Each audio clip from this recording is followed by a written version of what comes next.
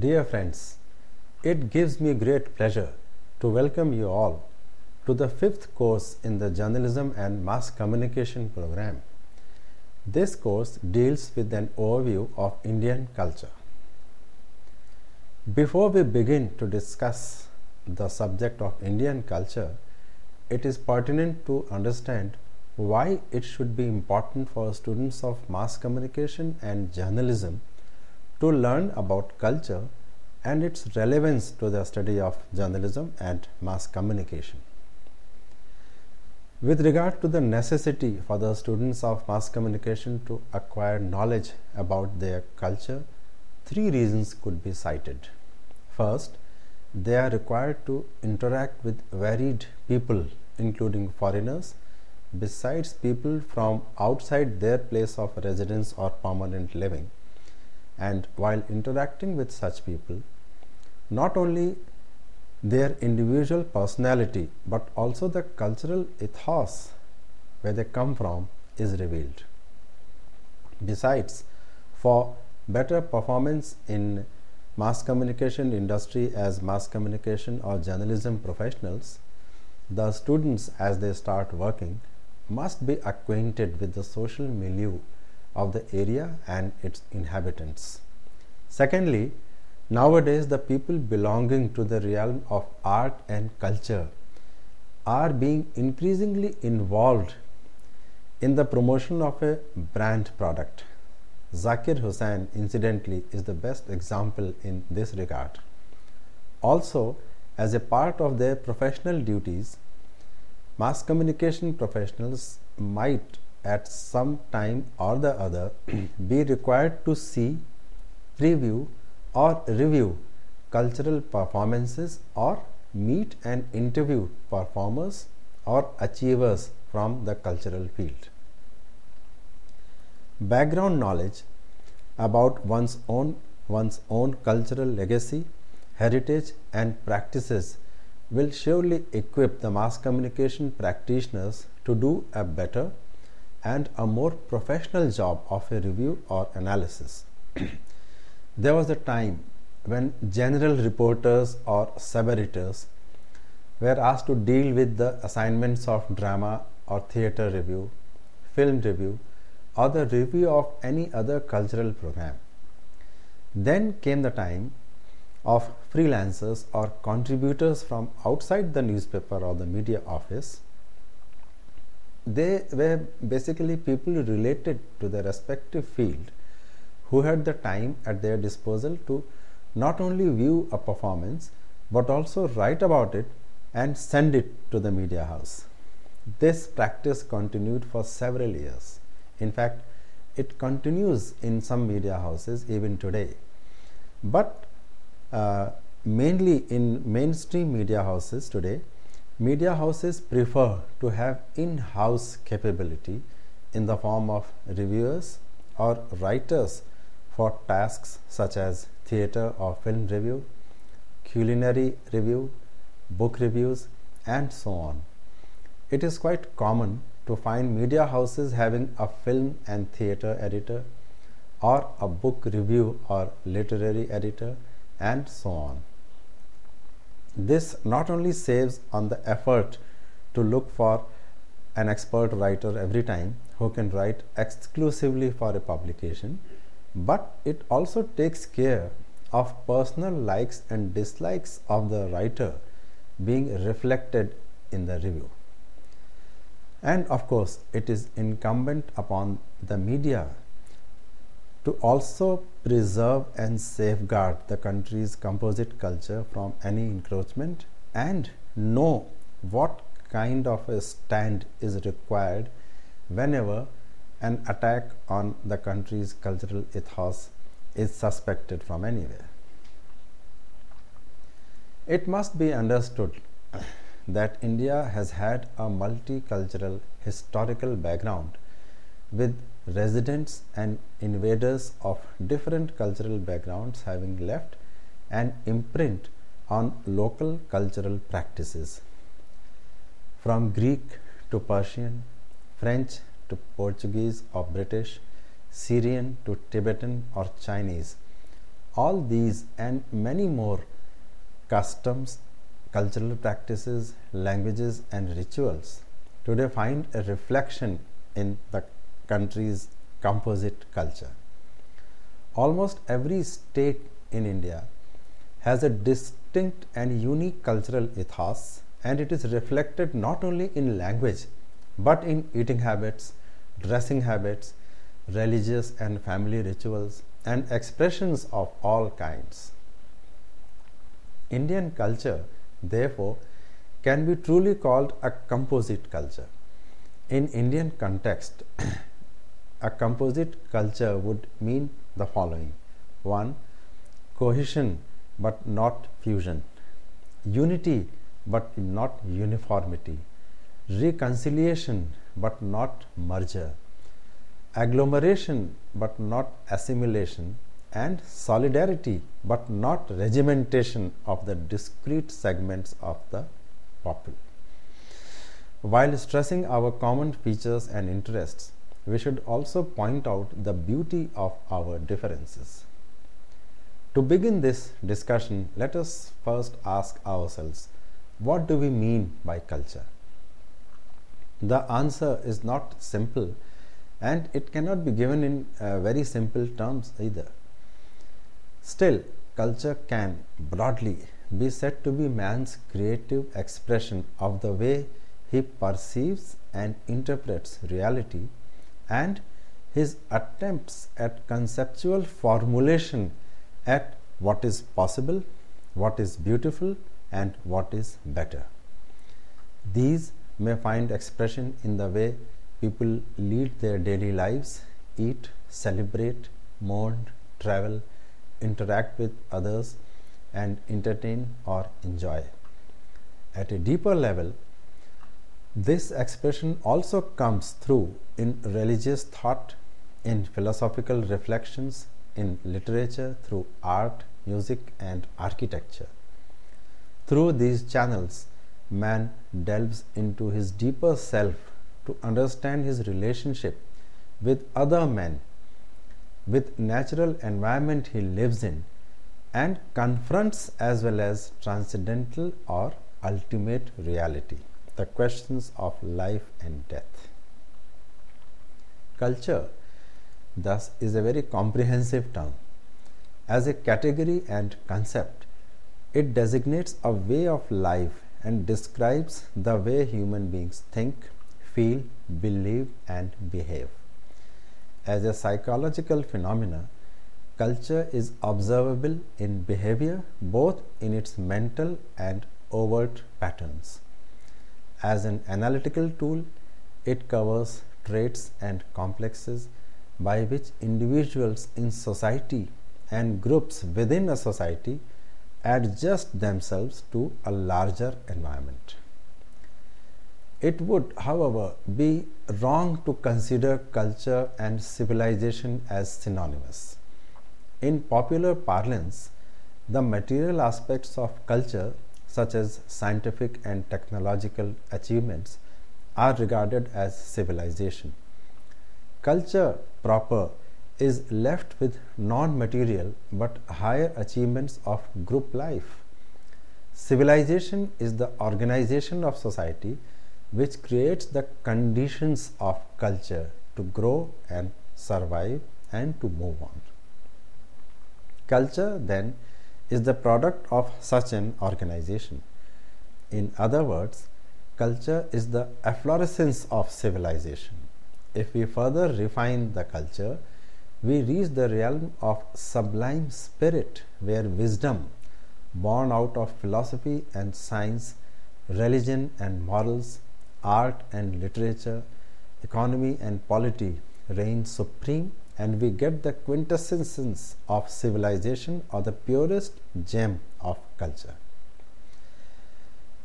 An integral part of culture is the intellectual development of human beings. The term culture actually refers also to a state of intellectual development or manners. The social and political forces that influence the growth of a human being are what constitute culture. Indian culture is rich and diverse, and as a result, unique in its own very way. To begin a discourse on Indian culture, let us first take up the more visible and everyday symbols of culture that mark our lives. First of all, our manners, way of communicating with one another, etc., are one of the important components of our culture. Even though we have accepted modern means of living, improved our lifestyle, our values, and beliefs, the basic culture still remains unchanged. A person can change his way of clothing, way of eating and living, but the rich values in a person always remain unchanged because they are deeply rooted within our hearts, mind, body, and soul, which ultimately we receive from our culture. The first aspect is regarding to hospitality. Tradition has it that in Indian culture, guests are treated as God or gods, and an ancient Sanskrit saying goes Atithi Devo Bhava, meaning that guests are God. Incidentally, this phrase has been adopted by the tourism promotion organizations in India to underline the unique hospitality systems that Indians have in their culture. Guests are served and taken care of as if they are a part and parcel of the family itself. Even though we don't have anything to eat, our culture says that guests are never left hungry and always looked after by the members of the family. Respect for elders. Elders and the respect for elders is a major component in Indian culture. Elders are the driving force for any family, and hence the love and respect for elders comes from within, and it is not considered to be artificial. An individual takes blessings from his elders by touching their feet. Elders drill and pass on the Indian culture within us as we grow. Respect for all. Respect one another is another lesson that is taught from the books of Indian culture. All people are alike, and respecting one another is considered to be one's duty. In foreign countries, the relationship between the boss and the employee in a workplace is like a master and a slave, and is based on purely monetary terms and conditions, whereas in Indian culture, the relationship between the boss and the employee is more like a family relationship, unlike foreign countries. In fact, in workplaces in India, it is common to come across references to work being like it is the work of the house, or it is like our own home work, a phrase that indicates that the quality and indulgence towards the work at the workplace would be more than that of a mere employee. When one says that it is a work like home, it means that there will be not only monetary conditions behind achieving the task, but a personal interest and indulgence. Helpful nature. Helpful nature is another striking feature in our Indian culture. Right from our early days of childhood, we are taught to help one another in need of help and distress, if not by monetary means, then at least in kind or non-monetary ways. Indian culture also tells us to multiply and distribute joy and happiness and share sadness and pain. It tells us that by all this we can develop cooperation and better living amongst ourselves, and subsequently make this world a better place to live in. Ancient civilization in India reveals marvelous facts about our heritage. It is an eye-opener as to how kingdoms ruled and how people went about life in a logical way. Though medieval, it is actually amazing to find how people transacted and went about building dams and townships and tended to the chief occupation, which was agriculture. Dance and rituals were always a part of Indian culture, and this was the chief mode of entertainment. Indian culture is also about honoring heroes and cherishing love. It is a land of aspirations, achievements, and self reliance. Indian culture has a very high level of tolerance, and hence the advent of so many external cultures was not restricted. Adaptation to any culture or embracing a religion was always the democratic culture of ancient India. Indian history is about war heroes during Indus Valley civilization and the initial time when currency was coined. Indian history talks a lot about self reliance, especially in terms of food and agricultural production. This was the great effort put in by the farmers and support received through irrigation. The modern agriculture also shows a lot of indigenous methods of preserving the produce.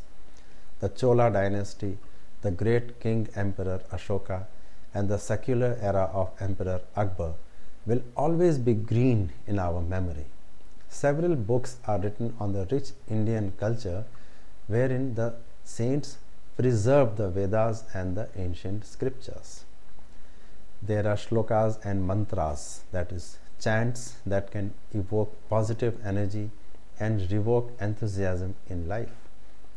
The rich culture of yoga as a part of life and the goodness of Ayurveda have now got a universal approach in the lifestyle of people all over the world. Our roots are strong, and despite the westernization and access to technology, the distinct Indianness is still maintained while celebrating festivals like Diwali or observing fasts. This is also believed to be the land of Lord Ram, which is Ayodhya, or the birthplace of Sri Krishna, considered to be in Mathura, the birth of Sikh religion, and the reverence felt by all Indians is still intact.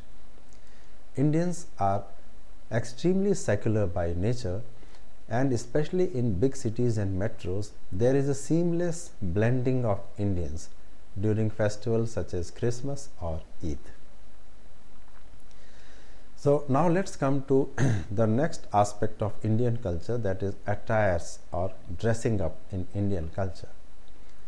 Ethnic charm is exuded in simple outfits in India. The tropical climate is well adapted to the range of muslins and cottons. The mixed variety in cotton goes from viscose, polycotton, and also cotton silk, which has a sheen of its own. Attires are very much about the region and the climate. The Himalayan costume is suited for the environment where the dress is a blanket wrap in red and black secured with an ethnic pin. The ornaments or jewelry is a festive adornment with a big red bindi to complete the outfit and the picture. The sari happens to be the most versatile drape with its amazing style of draping and design. The sari is the traditional dress of India, which has also gets modified as per material, drape and style with each region. This has also gone up to international drape style, followed by ranking designers on the ramp shows. The saris of the south have a different tie and dye pattern that finds its counterparts in the Bandhi prints of Gujarat in the west. There are embroidery patterns and types that seem to be the intrinsic talent of certain regions, including the north and the east. Cardigans and shawls are hand woven from the north, especially the Himachal and Arunachal belt. This displays the rich handicraft culture of India. The modernization in winter wear is seen with details like pockets, zippers, blends of fabrics and easy feel wear. The gota work of Rajasthan and Punjab is skilled golden zari strips woven or fixed onto the main garment like a sari or the dupatta. The most comfortable dress is the salwar kameez that radiates Indianness and is also extremely comfortable. The South Indian Kerala sari is the beautiful print in cream and golden which can be teamed with colored blouses. The sari, which is known as Nawari or the 9-yard drape of Maharashtra, is usually found in leaf green color that is symbolic of the newly married bride. The colors also seem to be in mauve, red or blues, and the saris happen as Narayanpet, Paithani and various other Belgaum prints. The Padavai or the Ghagra Choli for young girls in the south, that is incomplete without the gold jewelry, especially the Kashi gold chain and Jhumki earrings, is also typical of that region. This is also modified as Ghagra Choli in simple cottons for daily wear in the villages and designed as Lehenga Choli in designer wear in the metros. So from dressing up and attire, we move on to the next set of values in India. Tradition in India is about values that transcend down generations automatically. These are genetic traits, and simplicity is the main ingredient of these traits. Ancient culture believed in a lot of dogmas and rituals that can be termed as false beliefs, and Indians have been an intelligent lot to traverse these paths and modify them according to the social requirements. Indians are highly flexible in the sense that they would like to imbibe the changes dictated by Western influence and yet clearly affirm their beliefs in traditions and retain whatever is coming to them from their own traditions. It is customary, as we said earlier, to respect elders and touch their feet as to seek their blessings. Occasions or festivals demand a lot of participation in terms of rangoli drawing, diyas, and an array of yummy treats made in the authentic variety as per the caste and geography. Hindu rituals are a lot about song and dance, and each family has a natural way to adjust to these formats. It is a ritual to pray to the goddess of learning, Saraswati, to achieve success.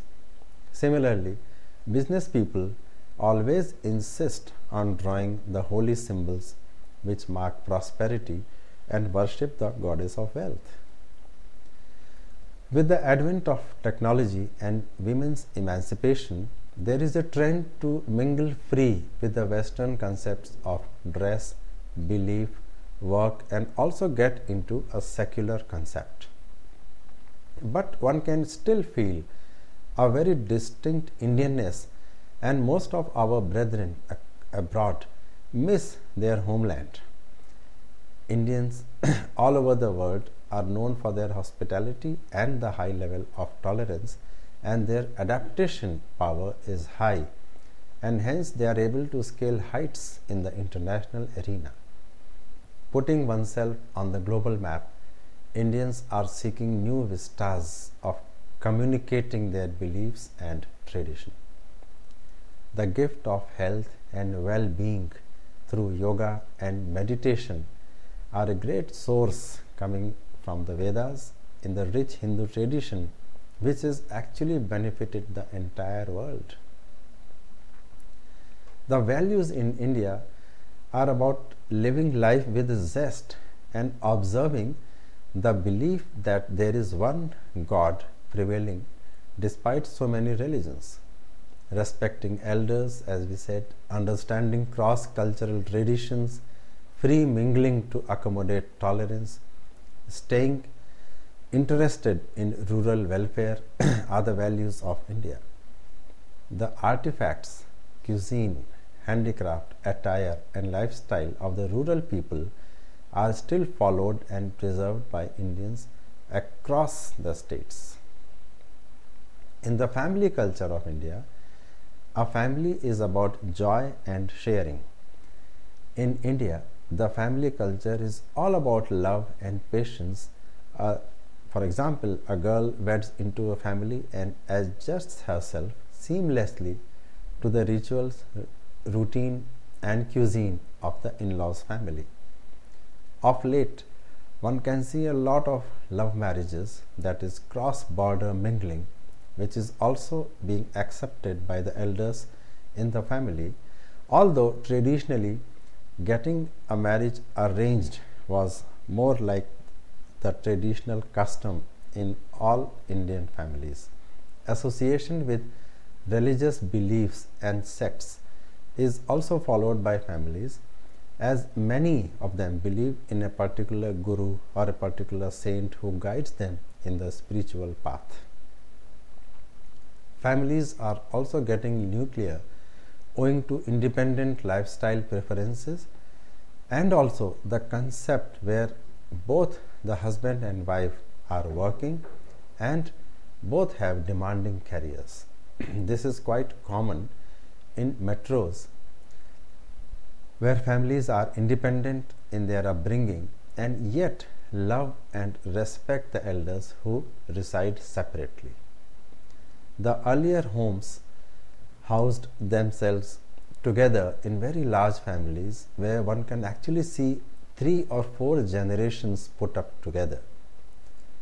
Certain families observe a matriarchal concept, that means the groom resides in the house of the bride or also follows a tradition as per the bride's ancestors.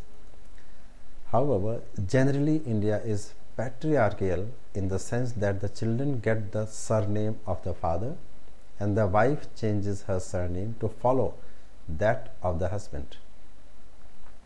It is also a tradition in certain families in some states that the wife changes her maiden name, but again this concept is also changing. Indian families are very accommodating and willing to accept this kind of change. For example, it is a concept to observe a fast named Karwa Chauth or a celebration known as Raksha Bandhan with great aplomb. There is an occasion for gifting and seeking the blessing of elders and having a feast. It is important to respect and hold certain family traditions which are unique in terms of cooking, rituals, and beliefs. Families give a lot of importance to lighting the diya in the evening, and also each person in the family has a habit of doing the puja in his own way. Metros are also seeing and undergoing a lot of family value transformations in celebrating birthdays and anniversaries by observing the rituals which are traditional and also entertaining outdoors. The Indian culture has actually imbibed the right mix of Western influence and yet maintain the ethnic family tradition. There is more love in every family while blowing candles on the birthday cake and also lighting the diya to observe an arti for the birthday person. Folk music and tradition constitute the vast rich heritage of modern India. Despite the advent of technology, open communication and development in all fields, the area of fine arts still gives a proud picture of India to rest of the world. Dance is a part of celebration and is the intrinsic part of Indian glory. There are folk dances which are distinct and distinguished as per the geography. This also calls for a lot of makeup talents and attire which only enhances the beauty of the dance and song as well as the performer. Indian dance forms have traveled internationally and there are many academies of Indian dance forms abroad. The participation in Indian dance forms is a great impetus to the tradition of India and a boon for all those Indians living abroad who love associating themselves with Indian culture. Bharatnatyam, for example, is the most renowned form of dance from the south, which has been kept alive by sincere efforts of traditional gurus and the allegiance of many students. It is a dance form which is almost a religion to those many who practice and follow it. The Bharatanatyam dance, incidentally, is usually done with bent knees in a forward position and has the opportunity to display the Navras or the 9 emotions. The makeup style and attire is very typical and hence allows a lot of expression. Kuchipudi is a characteristic dance form again from the south. Kathakali and Kuchipudi have a lot to do, like enacting a play and the use of mask, other kinds of accessories and get-up. There are many schools that impart training, and seeking this form of dance knowledge is a journey by itself. The Ghumar dance of Rajasthan is a lot about rotation and typical palm movements. The Ghungroos and the Ghungat impart more style to this type of dance. The Lavani dance of Maharashtra is now being revoked by sincere people, and the type of dance is now again getting traditional in its concepts without being polluted by other influences. The Garba dance, which was a form of Ras by the Gopis and Krishna, is now being followed in all parts of India during the Navratris. There is enough commercialization in the 9-day festival in metros, and the participation is done on a wide scale. The celebration of Garba on Navratri is no longer restricted to the state of Gujarat or any other state, but has become a completely Indian celebration by itself. The Manipuri and Odissi dances are very ethnic in their concept. There are a number of folk dances which still happen in the villages where the authentic lifestyle of rural India is preserved and displayed on festivals and other celebrations and occasions. Dance is the main form of artistic entertainment, along with folk songs and other influences that have been brought in by cinema also. Acknowledging the subtle distinguishing points, the essence of Indian dance form is pure and unique. The traditional form of greeting, that is Namaste or Pranam, is how we greet each other in India. To greet a friend or another Indian, we join our hands with palms together, bow down in front of the other person and say Namaste, Namaskar or Pranam. It is felt that the Lord dwells in the heart of every human being. This joining of hands symbolizes the meeting of two souls. Our real self actually meets itself. This signifies reverent salutations and unity of souls. Bowing down and joining hands symbolizes humility and also makes the persons involved in exchanging the greetings humble towards each other.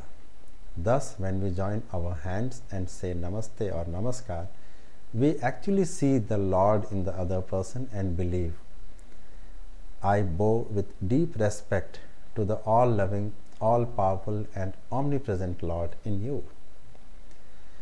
The Indian reality and the Indian people are composed of constituents that are diverse in terms of language, religion and subcultures. This fact of real differences and diversity coexisting with an underlying unity is the reason for referring to Indian culture as composite culture. This composite culture, thus, is a product of borrowing, sharing, and fusing through processes of interaction between two or more streams over a long period of time. Such cultural symbiosis and exchanges have a propensity for greater vitality as against a monoculture either of the dominant or the dominated ethnic segment. The composite culture of India has been described by several analogies. Our culture is like a mighty river fed with many tributaries, and the main stream flows on and on.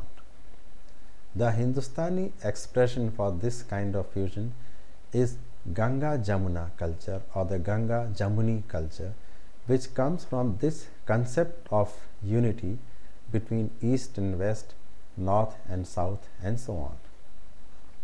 It is also compared to a great cauldron to which different ingredients have been added from time to time to produce a lustrous compound. This seething cauldron has never cooled and is always ready to accept new ideas without losing its pristine identity. It is obvious that there are various subcultures within the great and general pattern of composite culture, for unity does not mean uniformity. Today, composite culture includes more than its original medieval form. It has widened its dimension in the last 200 years of British rule and the mighty sweep of national liberation movement thereafter. In broad essentials, India's composite culture includes at least these streams of influence. First is the Vedantic vision.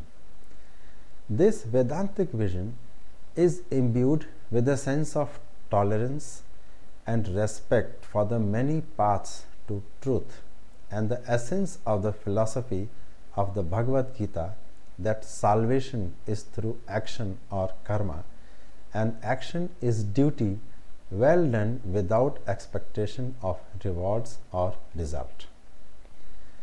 Then the second is the tradition of the Bhakti Marg.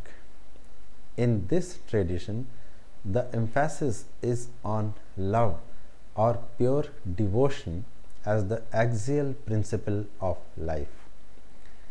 Bhakti Marg stresses on love of God and love of man as the means of mystic vision and the unitive state for the attainment of peace, harmony, and liberation in this life and the life thereafter.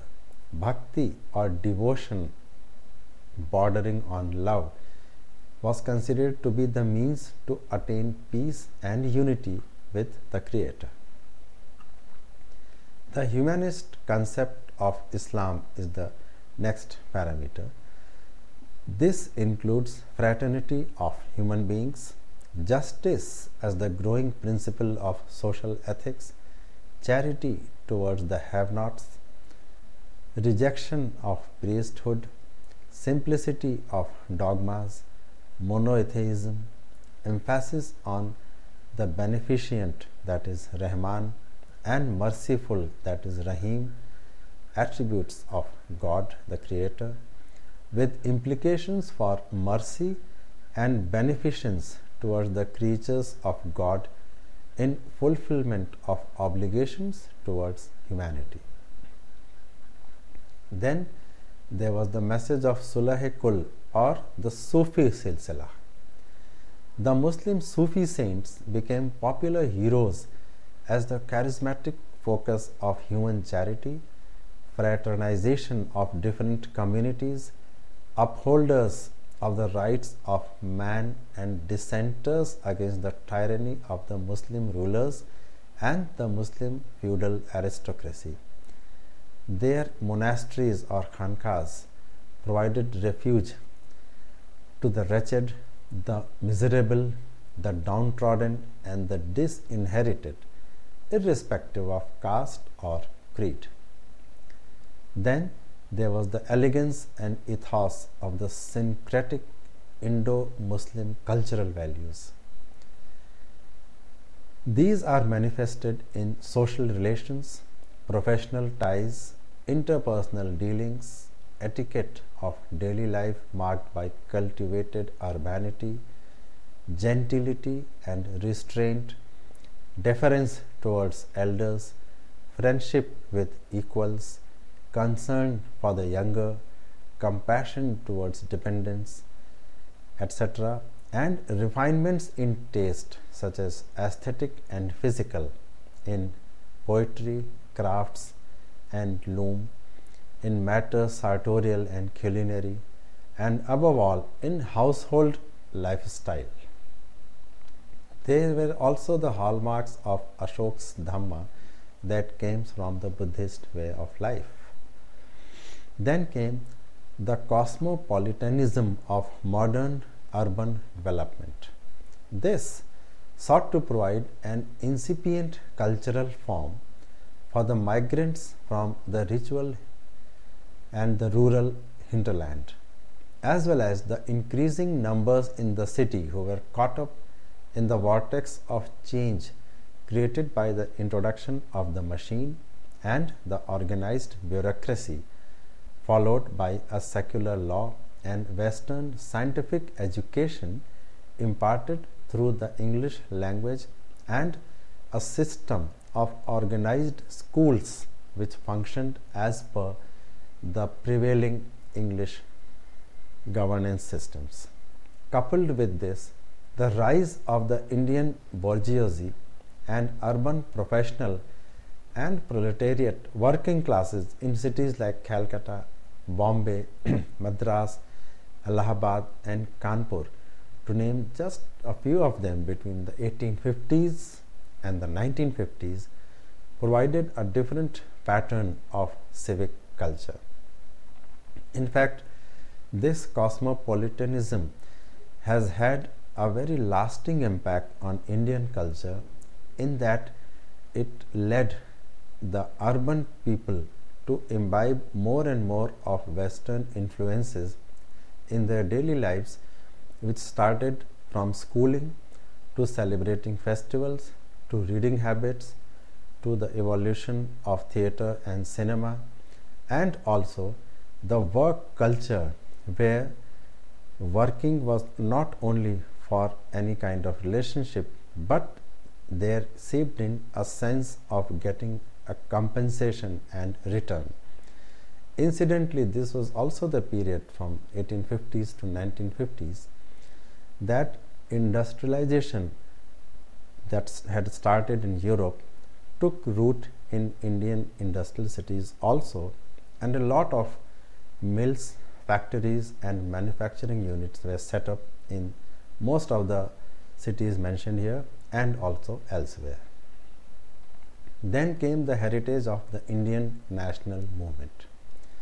The national movement for the liberation and reconstruction of Indian polity was itself the most magnificent expression of composite culture in national politics.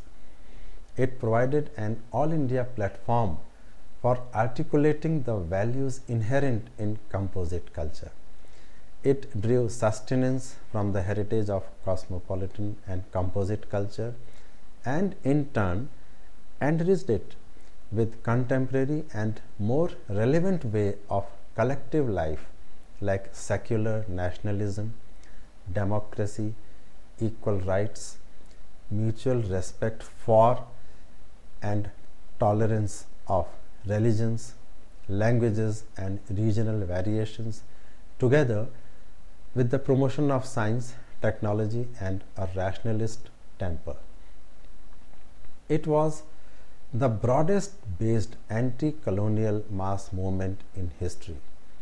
It was a multi-ethnic, multi-religious, multi-regional, and multilingual movement, non-xenophobic and forward-looking, stretching its hand and reach to other liberation movements in Asia and Africa, in the firm belief that the fight against imperialism and colonialism, racial discrimination, and ethnic domination is a worldwide challenge requiring a concerted worldwide response. The finest elements in our freedom struggle subscribe to the values of humanism and human fraternity, pluralism of cultures, and unity of political action for freedom, democratic construction, secular polity, and nationalism as part of interdependent internationalism. This was the period when influences from the leaders of the Indian national freedom movement like Gandhiji, Maulana Azad, Motilal Nehru, and so on had an impact not only on the national freedom movement but also on the lives of people. For example, the wearing of khadi, the upholding of values which related to the national freedom movement, the values as personified by Gandhiji in relation to secularism and non-violence, the feeling of mutual respect and secularism as propounded by Motilal Nehru and Jawaharlal Nehru, and also Maulana Azad and many others, all of them became not only a part of the freedom movement but also a part of the cultural practices of those times, which continue to have an impact even today on people either at work or at home or in the system of governance and so on. The heritage of Indian national movement actually has left such an impression that today when we talk about Indian culture, we actually refer to certain things which had their roots during the national movement and which continue to happen even today, like the integration between religious communities, the cultural and religious practices that are being spread far and wide, whether it be Hindus or Muslims or Sikhs or Jains or Christians, and also the feeling that the national freedom movement was not a movement of one community alone, and these secular values are what that keep our country and the diverse communities together. So, as we see from the period of the Indian national movement, there have been various factors which had an indelible impact on the cultural ethos today. But the Indian culture has evolved since the ancient times in multifaceted fashion. The religious beliefs and practices of the Indus Valley people are to some extent reflected in later Hinduism. The figures shown on the seals of that era provide ample evidence that they worshipped Shakti or Mother Goddess of Power and sacrificed goats and other animals to her. One also gets the evidence of Shiva worship from the Indus Valley people. So is the case with the worship of the peepal tree. In Hindu mythology, bull, one of the sacred animals of the Indus Valley people, is said to be the vehicle of Lord Shiva. The use of the swastik sign and the wheel as the symbols of sun also date back to the Indus Valley days. When the Aryans came, they adapted some of the features of the older culture into their own. The early Vedic Aryans worshipped forces of nature and personified them in their myths and hymns. After they settled in India, a trinity gradually replaced the Vedic gods Brahma, Vishnu, and Mahesh, who retained some of the features of the earlier gods. Shiva, for instance, evolved from the Vedic Rudra, to which certain pre-Aryan elements were added. The dark features ascribed to Vishnu are obviously a non-Aryan concept. The Trinity constitutes the supreme being, and Shiva and Vishnu are the great gods of classical Hinduism, being the creator and the destroyer. The teachings and values propagated by Lord Buddha and Lord Mahavir have an eternal significance on cultures around the world. The concept of non-violence started getting wider currency in the Indian political social psyche. Some of the ancient rulers also played a key role in the popularization of Buddhism and Jainism. The coming of the Bactrians, Parthians, Sakas, Kushans, and Huns led to contacts with the West and a close relationship with Central Asia. These people settled in India for good and completely identified themselves with Indian culture and religion. They became an integral part of Indian society, since most of them came as conquerors or warrior class or Kshatriyas. The lawgiver or Manu admitted the foreigners as second class Kshatriyas who had fallen from their duties and thus paved the way for their complete absorption in the course of time in a separate category. Some of the foreign rulers themselves were converted to Buddhism or Saivism or even Vaishnavism. The origin of Mahayana Buddhism is also traced to the influence of foreigners. The original form of Buddhism is too puritanical and abstract for ordinary mortals. The foreigners wanted something more concrete and intelligible which could satisfy their religious cravings.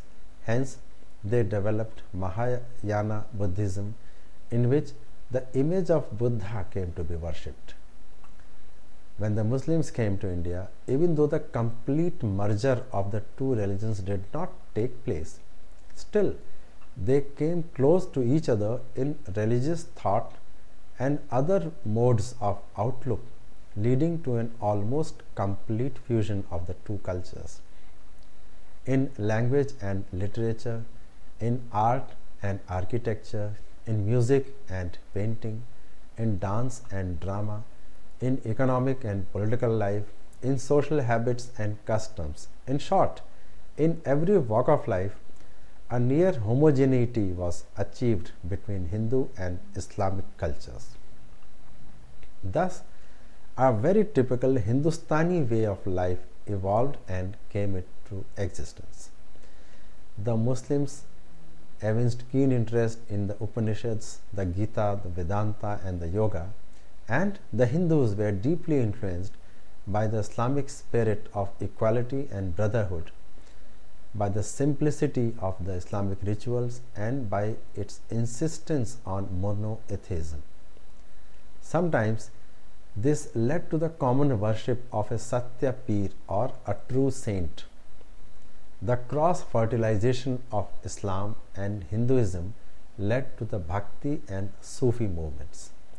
The Bhakti cult emphasized the fundamental equality of all religions and the unity of God, preached simple devotion and faith as the means of salvation, protested against excessive ritualism and formalities of religion, and also condemned the caste system.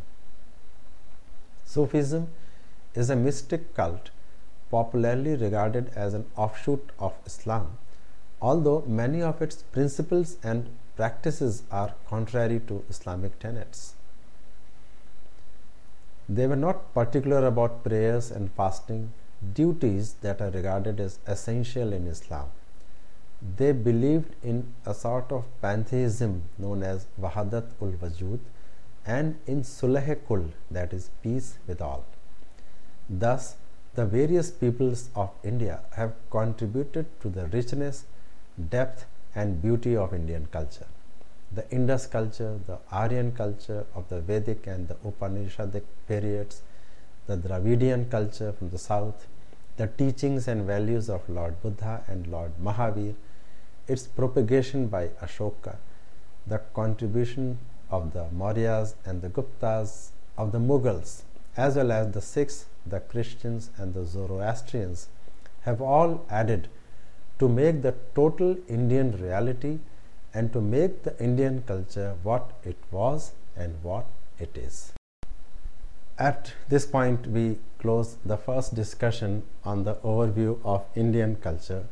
To recap, we find that the elementary study or knowledge of Indian culture and heritage is essential for students of journalism and mass communication because the professionals in this area may be required to deal with issues or events related to culture and performances.